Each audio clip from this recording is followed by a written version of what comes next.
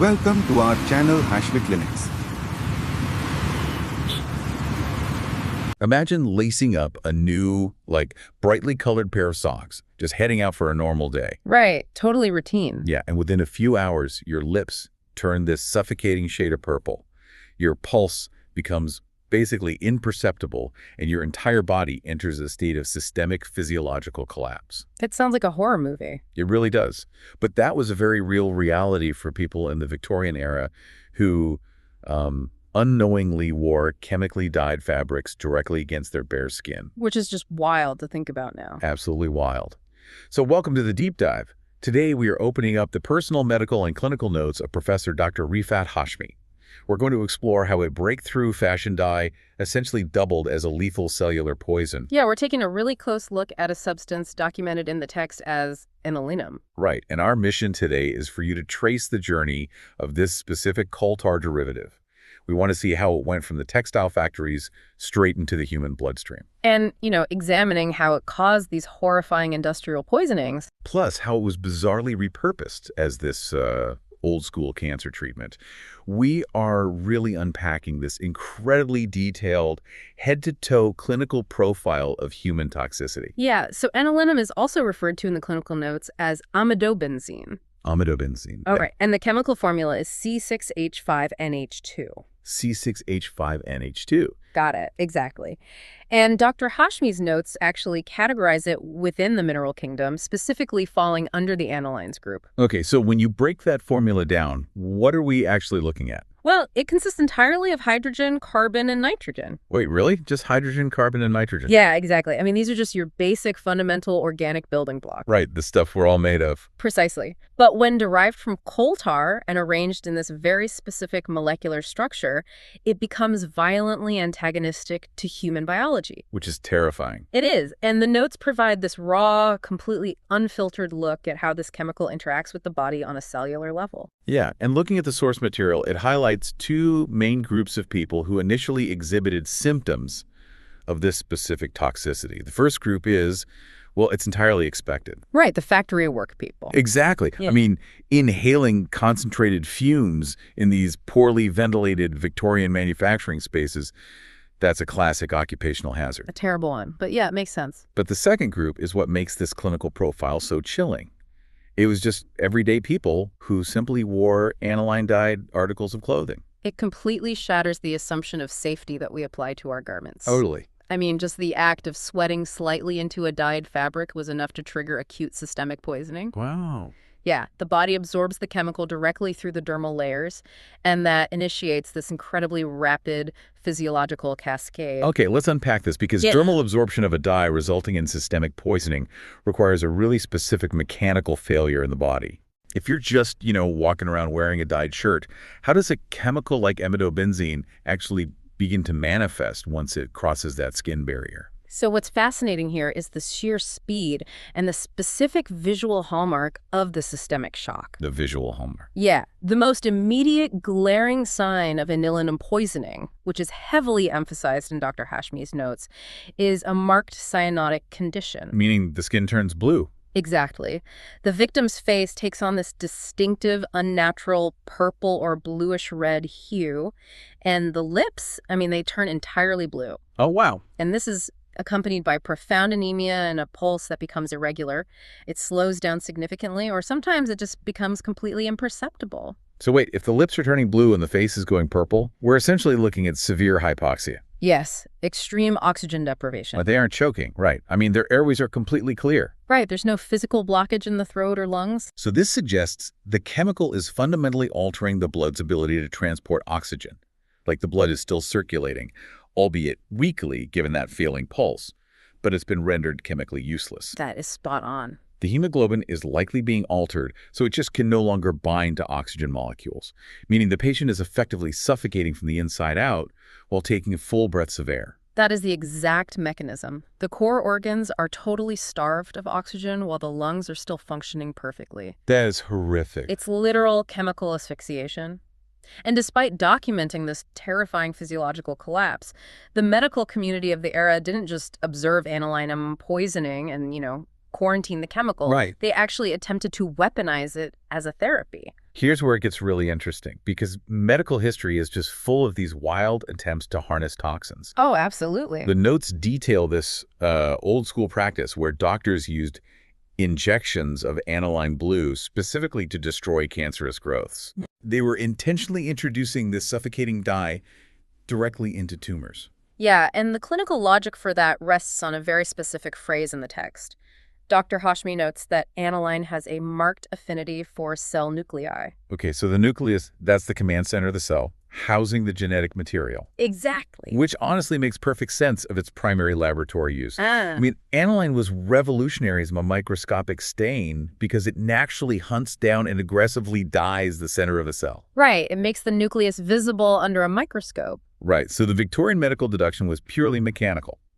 If this substance naturally seeks out and permanently binds to cellular nuclei in a petri dish, injecting it into a tumor could allow it to target and destroy the nuclei of the cancer cells. Yes, it's functioning like a cellular Trojan horse. Exactly, a guided missile. Mm. The cell readily absorbs the aniline because, like you mentioned earlier, it's just made of hydrogen, carbon, and nitrogen. It mimics basic organic material perfectly. Right.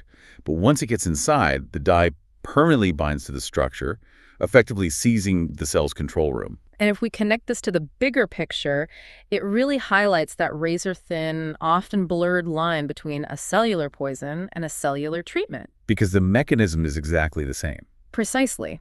The underlying mechanism is identical. The precise trait that makes anilinum a brilliant laboratory stain, its ability to penetrate the cell wall and permanently alter the nucleus, is the exact same trait that makes it a devastating systemic poison. Because the Trojan horse mechanism doesn't differentiate. Exactly. It does not differentiate between a malignant cancer cell and the perfectly healthy cells lining a factory worker's lungs or blood vessels. And that complete lack of differentiation brings us to the sheer physiological devastation documented in the rest of Dr. Hashmi's profile. It's a tough read, honestly. It is. The notes heavily compare the systemic effects of anilinum poisoning to arsenic poisoning. We are looking at bursting headaches, intense vomiting, purging, and severe cholera-like symptoms. The gastrointestinal distress is massive. And the nervous system just completely short circuits. The notes mention epileptiform attacks and tetanic spasms. Yeah, the spasms and the bursting headaches are indicative of extreme neurological distress. Because of the lack of oxygen. Exactly. The brain is deprived of oxygenated blood due to the cyanosis, so it's sending these erratic panic signals through the nervous system. Which results in the tetanic contractions. Right. And the pressure building in the cranium from the altered, poorly circulating blood causes that literal bursting sensation in the head. There is this haunting quote from the text regarding the respiratory distress. Dr. Hashmi notes that a patient, quote, could not get her breath. Yeah, I remember that part. She's gasping, experiencing this intense, radiating, burning sensation in her stomach and her head. But simultaneously, her extremities are completely icy cold. Physiologically, that is the body entering extreme triage. Pulling the blood inwards. Yes.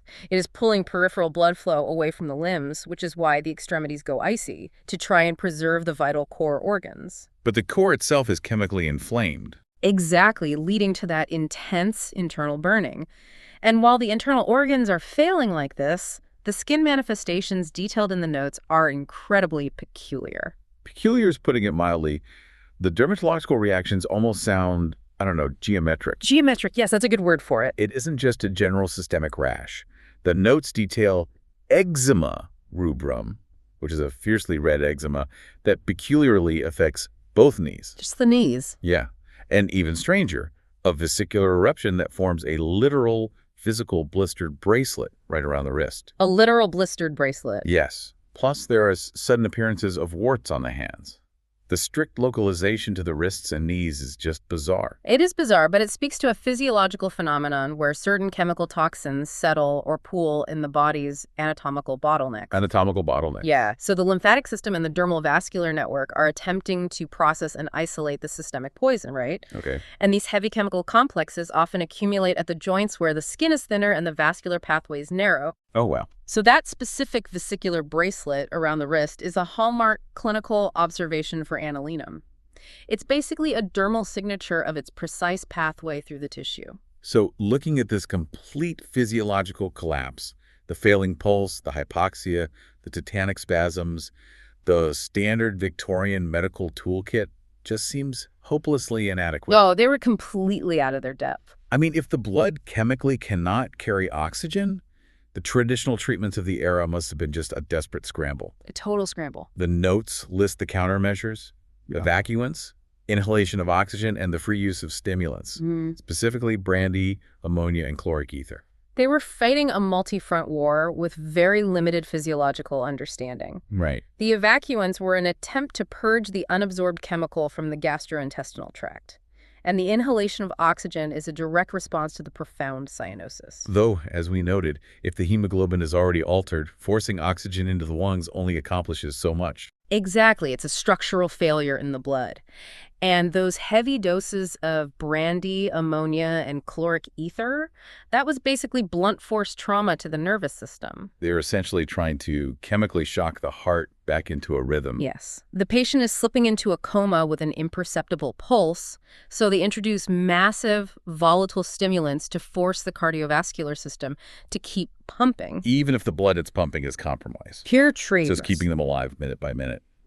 They also utilized cold diffusions to the head and applied synopisms, which are mustard plasters, directly to the legs and thighs. Now, the mustard plasters introduce a distinct clinical logic of the era known as counter-irritation. Right, which is essentially a mechanical plumbing solution to a neurological crisis. That's a great way to put it. I mean, the patient is suffering from a bursting headache, indicating immense vascular pressure in the cranium. Yes. So, by applying a harsh topical irritant like mustard to the lower extremities, the doctors are intentionally causing massive localized inflammation in the legs. Right, and that inflammation forces extreme vasodilation in the lower body, Physically drawing blood volume downward and away from the brain. attempting to relieve that lethal cranial pressure, exactly. It is brutal, but entirely logical within their mechanical understanding of blood flow. It is. However, surviving the acute crisis of the poisoning does not mean the patient escapes the chemical. Unfortunately not.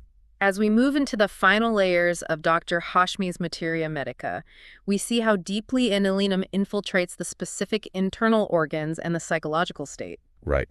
The clinical term used in the text for the mental toll is hebitude. Yes, habitude, meaning a profound mental dullness, lethargy, or a state of temporary imbecility. Which makes sense.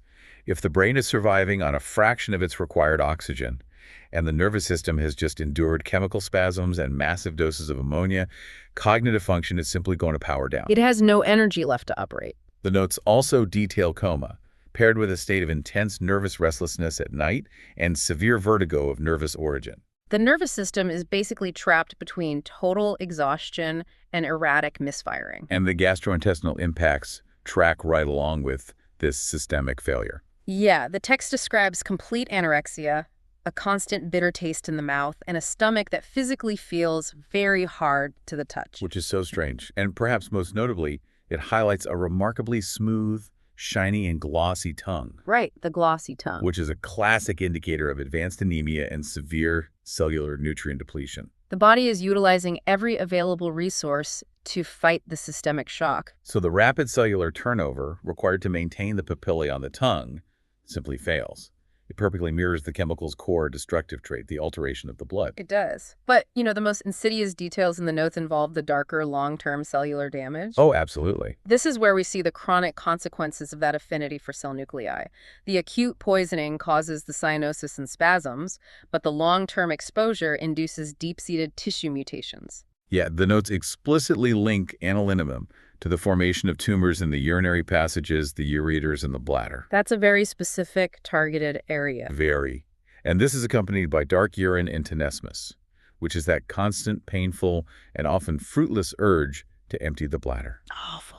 For male patients, the text documents severe pain and swelling in the penis and scrotum, ultimately resulting in complete impotence. Because the kidneys filter the blood, meaning they are actively pulling this cold-hard derivative out of circulation and depositing it directly into the urinary tract. There it just sits. Exactly. The chemical then sits in the bladder, constantly irritating the surrounding tissue. And because anilinum actively targets and alters cell nuclei, this prolonged, concentrated exposure inevitably triggers cellular mutation in the mucosal linings. It transitions from an acute blood poison to a chronic carcinogen. Which brings a deeply tragic irony to its early medical use. Oh, entirely. I mean, they injected it to destroy cancer cells, while systemic exposure through factory work or dyed fabrics was actively generating urinary tumors. The paradox is just astounding. It really is. Now, before we synthesize this entire clinical profile, there is a fascinating folklore note hidden in the text. I love this part. Yeah, amidst all this dense medical data, Dr. Hashmi's notes mention that Anilinum is astrologically or symbolically associated with the planets Saturn and the Moon. Which raises such an important question about how early medicine categorized toxins before molecular biology even existed. Right. In historical medical alchemy, Saturn is archetypally associated with heaviness, the bones, and deep, slow-moving, debilitating conditions. Much like lead poisoning or, chronic tumors. Exactly. And the moon is historically tied to the tides of the bodily fluids, the erratic fluctuations of the nervous system, and the mind. So given Anilinum's profound destruction of the blood, which is the body's primary fluid, its devastating impact on the deep tissues of the urinary tract, and its ability to induce mental hebetude and nervous vertigo. Categorizing it under the celestial bodies of Saturn and the Moon makes perfect archetypal sense. It really does. Clinically, however, the notes cross-reference anilinum with some incredibly potent, heavy-hitting substances for modern comparison. Yes, things like antipyrin, antifebrinum, phenacetinum, glonoinum, and pyrogenium. That list serves as a stark calibration for any modern clinical reader. It really does. I mean, you are looking at intense febrifuges, biological toxins like pyrogenium and glonoinum, which is literally nitroglycerin. An explosive compound used as a massive vasodilator. Exactly. Cross-referencing anilinum with these substances places it firmly in the highest tier of pharmacological intensity. The journey of this chemical is truly a masterclass in the cascading consequences of molecular behavior. It's incredible. We are looking at a simple coal tar derivative composed of basic organic elements that was introduced to the world just to make fabrics vibrantly colored. Just a dye. Just a dye. It stained microscopic slides. It was injected as a cellular Trojan horse to target cancer nuclei. And if you simply wore it against your skin on a warm Victorian afternoon, it triggered a horrifying sequence of physiological failures. From the cyanotic purple faces to the imperceptible pulses. And the desperate applications of ammonia and mustard plasters, all the way to the geometric blistered wrist bracelets and the slow, insidious formation of bladder tumors. Because understanding the precise mechanism of a chemical is the real key to unlocking its entire clinical profile. Absolutely. The single molecular behavior of anilinum, its relentless affinity for cell nuclei, combined with its alteration of hemoglobin, explains absolutely everything about it. Everything. It explains why it was an invaluable tool in a laboratory setting, and it dictates the exact pathway of destruction it carves through the human body. The mechanism bridges the gap between the symptom and the cause. Which leaves us with a lingering thought regarding the environment we currently inhabit. Always a good thing to reflect on. The Victorians enthusiastically adopted aniline dyes. They casually wrapped themselves in highly toxic fabrics without the slightest understanding of the cellular damage they were absorbing directly into their bloodstreams. They had no idea. The comfort of a brightly colored shirt completely masked a lethal chemical reality. Right. So given the sheer volume of chemically treated conveniences we rely on today, from advanced waterproofing and synthetic stain-resistant blends to complex industrial polymers that we wear, sleep on, and interact with daily. It makes you wonder. It does. What ubiquitous, seemingly harmless materials are we currently surrounding ourselves with that might quietly find their way into the clinical toxicology notes of tomorrow? It's a slightly terrifying thought. It is, but it's something for you to ponder the next time you blindly trust the safety of the fabrics hanging in your closet. Professor Dr. Rafat Hashmi is a distinguished homeopathic physician, educator, and researcher with over 4 decades of clinical and teaching experience. He is widely respected for his deep command of Materia Medica, repertory, and constitutional prescribing, combined with a practical, patient-centered approach. Dr. Hashmi has dedicated his career to training generations of homeopathic doctors, blending classical principles with modern clinical insight. He is also known for his innovative work in digital homeopathy, developing educational content, clinical tools, and AI-assisted systems to enhance remedy selection and case analysis. With a strong commitment to ethical practice and lifelong learning, Professor Dr. Rafat Hashmi continues to guide, inspire, and elevate the standards of homeopathic education and patient care.